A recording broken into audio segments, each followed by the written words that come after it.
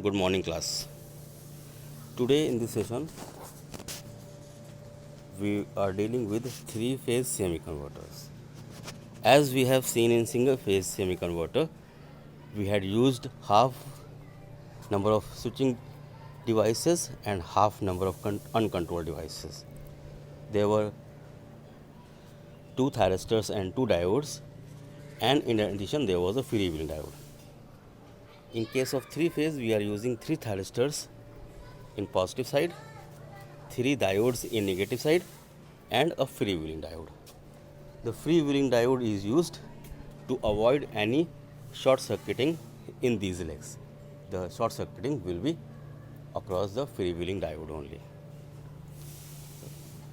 One thing is clear that in this semi-converter, the freewheeling diode will not allow any negative voltage. So the major purpose of using this semi-converter, whether in single phase or in three phase, is to disallow any negative voltage appearing across the load. Now if we analyze our semi-converter, we have a three-phase supply VAB, VBC, VCA, and negative of these voltages also. But we have not shown this figure on negative of x-axis, negative of omega t axis, because this will not be available at the load side due to freewheeling diode. In this case, we have to check the periods of thyristor conduction and the periods of diode conduction. First, let us talk about thyristors. For alpha is equal to 0, alpha is equal to 0 means the minimum angle at which thyristor T1 can be triggered. T1 can be triggered when phase A is positive with respect to phase B and phase C. That means when A is positive with respect to B and with respect to C. This interval. In this interval, we have VAB voltage positive and VAC voltage positive. That means VA is greater than VB as well as VC. So this instant is the minimum instant for thyristor T1 to get triggered. For thyristor T1, this will be alpha is equal to 0 degree. And since there are three thyristors, each will conduct for a period of 120 degrees.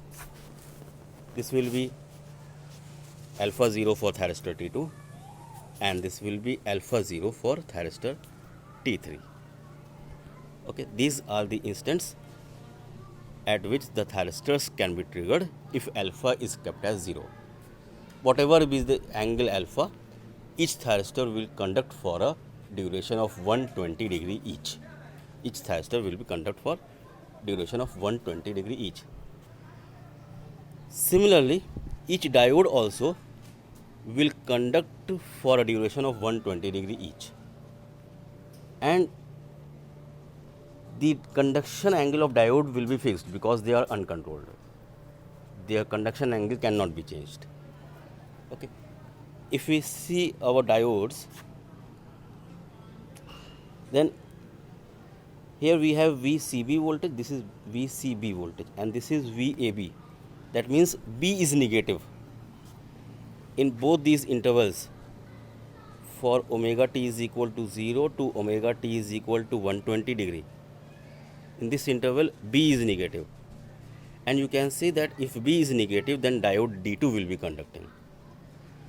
So initially, from 0 to 120 degree, diode D2 will conduct. This will remain same for all firing angles. The conduction angle of D2 will not change. Hereafter, we have voltage VAC and VBC, that means C is negative. If C is negative, then D3 will conduct. And here we have A negative with comparison to B and C. So here D1 will conduct. So these conduction periods of diode D3, D2 and D1, rather D2, D3 and D1 will remain fixed. Okay, these will not change, but the switching instants for thyristor can change.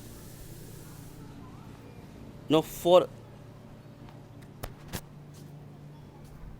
separate cases of alpha.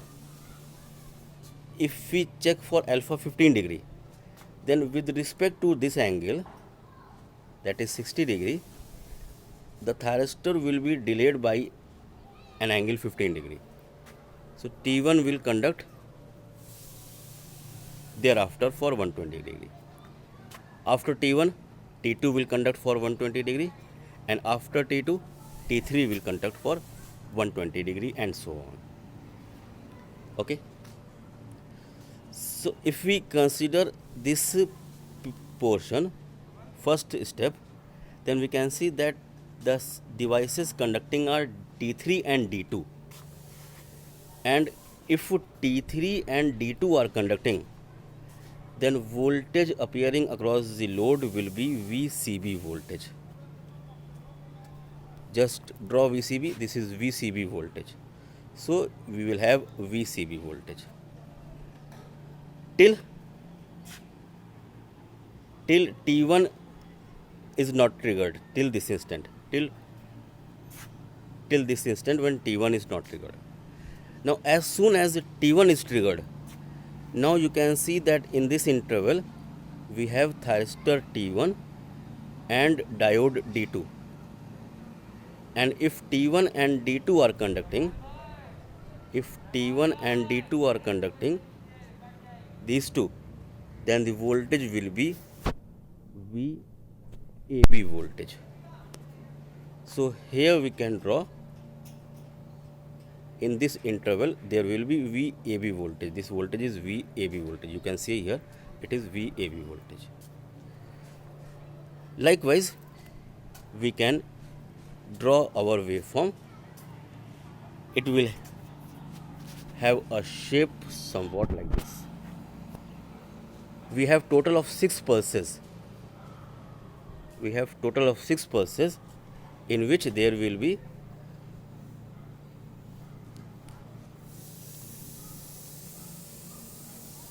a delay across these voltages due to firing angle of thyristor T1, T2 and T3. Okay. We can later calculate the average load voltage in this case.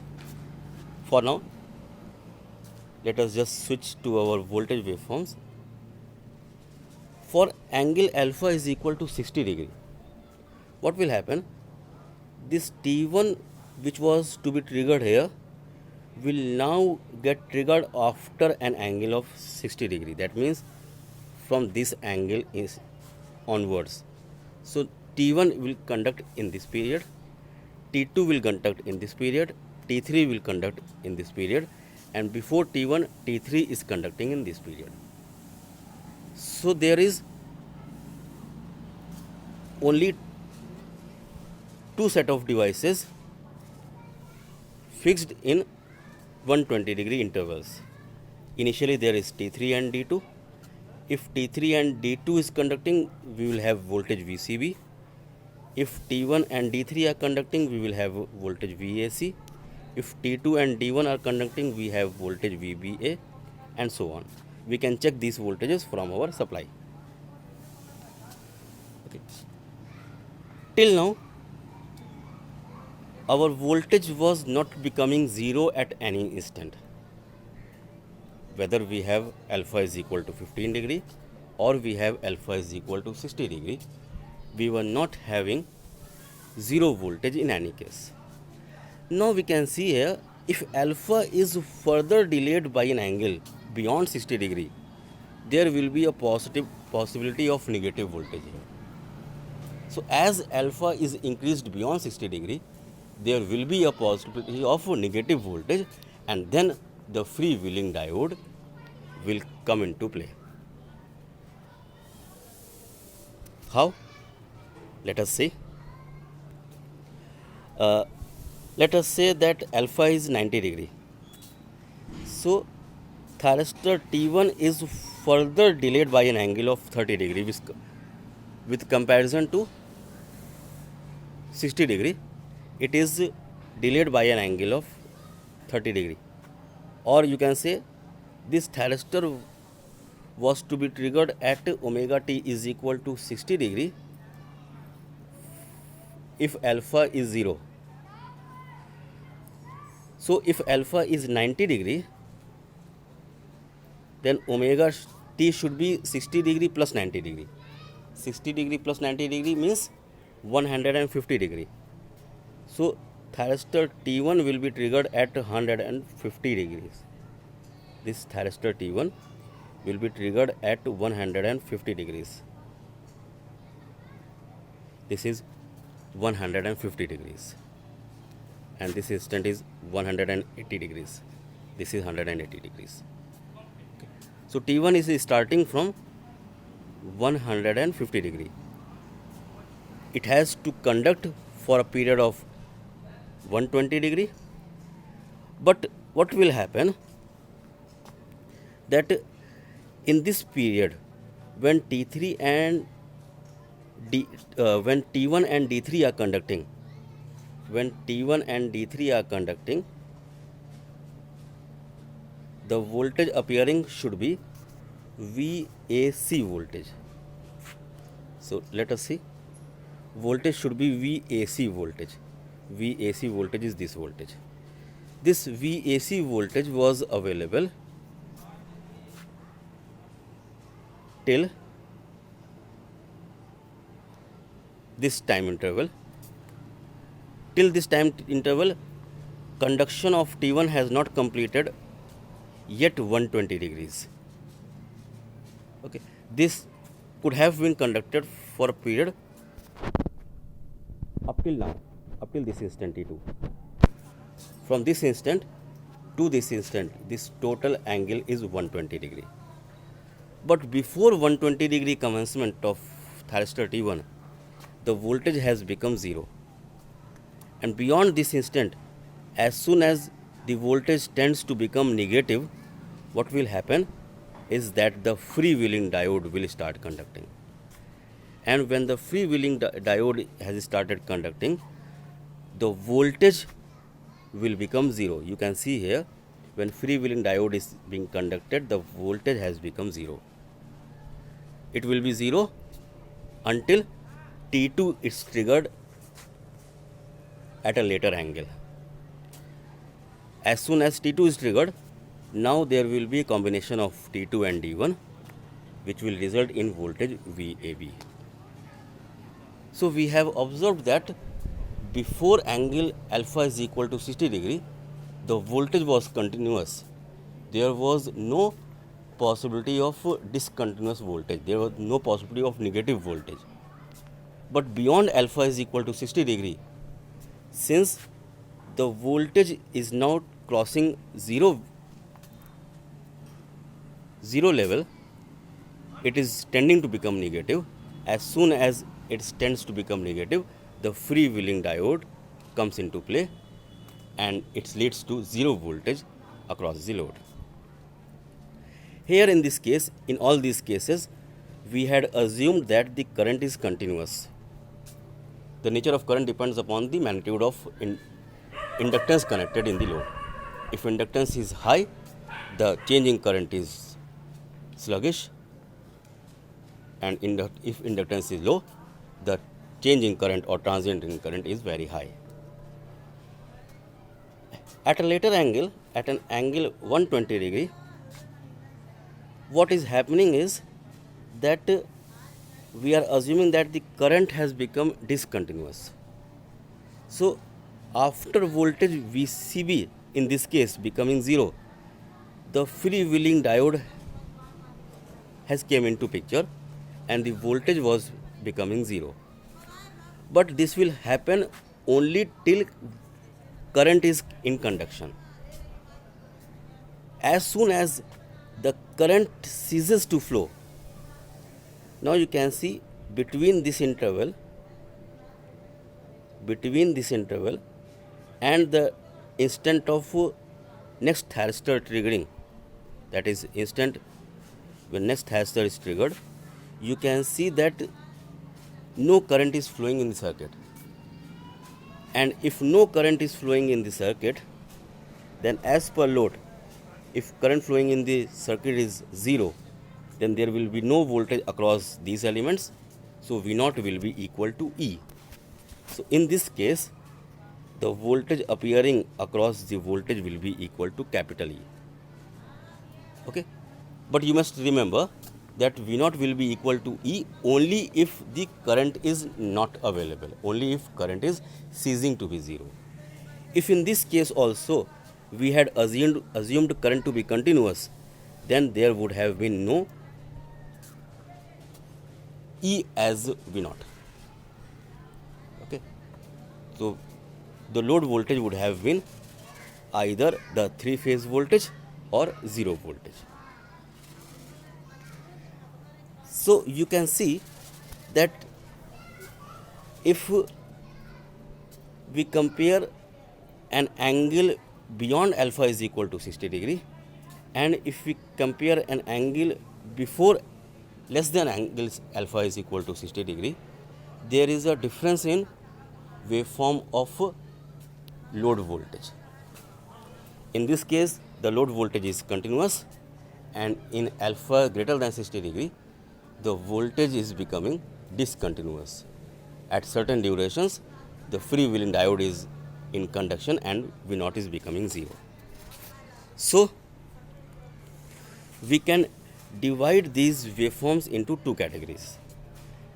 This you have observed was the waveform for alpha less than 60 degree. You can see this type of waveform is for alpha less than 60 degree. If we take this much interval, or if we take total of let us say 180 degree, this much, this is 180 degree, this is half cycle. In this we have a voltage waveform of shape shown in figure. This is this figure. Now we have to analyze for V naught voltage. So you can see here we have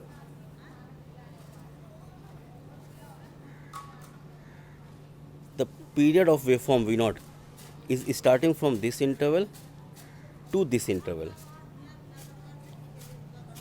Okay, this is a period that will get repeated throughout. This period is 120 degree. There will be 3 such periods in a duration of 360 degree. If we roll back to our waveform, then we can see that this is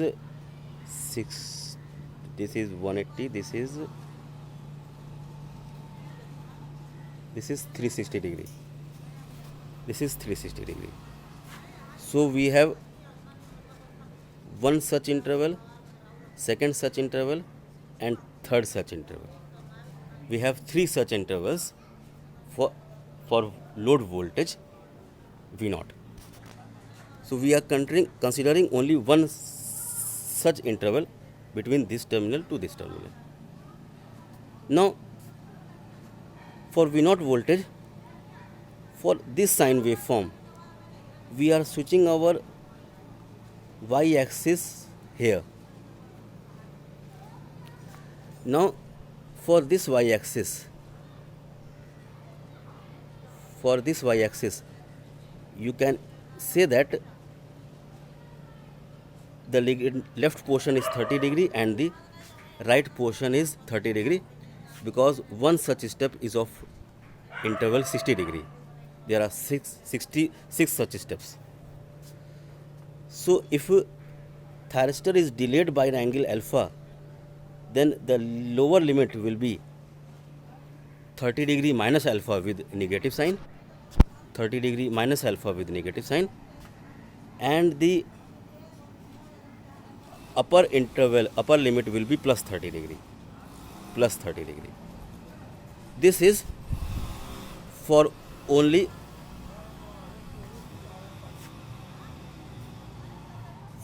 this much voltage. Now for this next voltage, we have again shifted our y-axis for this waveform. By shifting our y-axis, we are converting our sine wave into cosine wave. We are converting it into cosine wave. Here the negative limit will be minus 60 degree, and you can easily check that the upper limit will be 30 degree plus alpha. Upper limit will be 30 degree plus alpha. This is 30 degree and this is further this is, it is not possible to write accurately, 30 degree and alpha, 30 degree plus alpha, this will be final limit. Okay, so minus 30 degree to 30 degree plus alpha. If we solve these two integrations, then this comes out to be 3 VML by 2 pi into 1 plus cos alpha. This is the expression for average voltage appearing across the load. Now, if we check for alpha greater than 90 degree, then we have 3 such intervals. This is 60 degree, 360 degree. We will have 3 such intervals. Okay, so we have to analyze one such interval, and we will multiply it by 3. In previous case also, we have multiplied our average voltage by a value of 3. So in this case also we will multiply it by 3. Let us see. Now we have this voltage, or you can say this voltage, either this or that. We have to analyze this, and we will integrate it and multiply it by 3 divided by time period 2 pi. So let us consider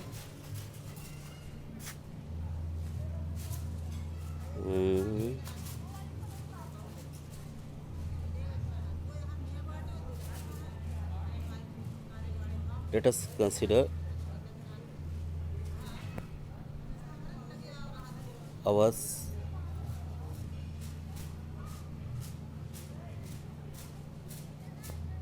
this axis. This is our revised axis for this curve.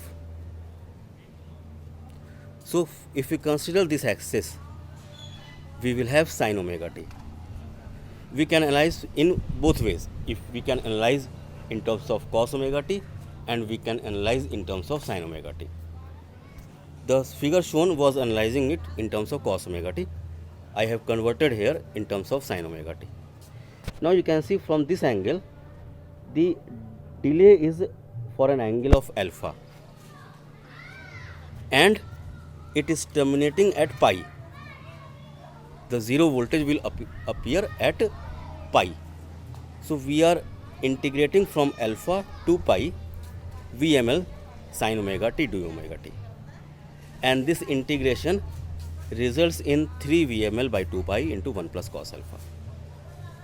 So if you check these two expressions, then you will observe that whether alpha is less than 60 degree or whether alpha is greater than 60 degree, in both cases the expression for 3-phase semi-converter load voltage average value will remain unchanged.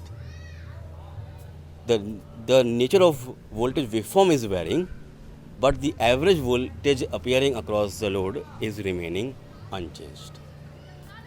Okay, so ultimately we conclude that semiconductor in 3-phase, semi-converter in 3-phase will be used when negative voltage is not desired at the load, and whether we use alpha less than 60 degree or alpha greater than 60 degree, the average voltage across the load will be same in both the cases. This was all about a 3-phase semi-converter. Thank you.